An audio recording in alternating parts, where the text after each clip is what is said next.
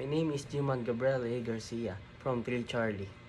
Bilang isang leader, hindi natin kailangan maging perpekto. Ang mahalaga ay sama-sama tayong umaabante. Magkakaiba man tayo ng kakayahan o opinyon, naniniwala ako sa pagkakaisa at respeto sa isa't isa, makakamit natin ang ating mga layunin. Una sa lahat, tinitiyak ko ang bawat isa ay may pagkakataong magbahagi ng kanilang ideya at opinyon. Pinapahalagaan ko ang iba't ibang pananaw dahil nagdadala ito ng mas malawak na pag-unawa sa hamon at solusyon. Aktibo ako nakikinig at nagbibigay ng konstruktibong feedback upang mapabuti ang aming mga gawain. Bilang isang leader, hindi lamang ako nagdidirekta kundi nagbibigay din ako ng inspirasyon.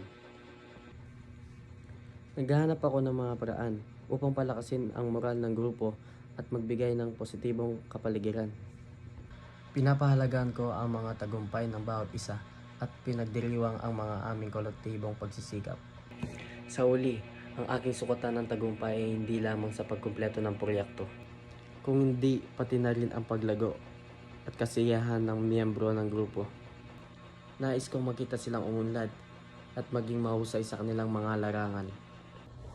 Sa pamamagitan ng pagtutulungan at suporta, naniniwala ako na kaya nating lampasan ang anumang hamon at makamit ang ating mga pangarap.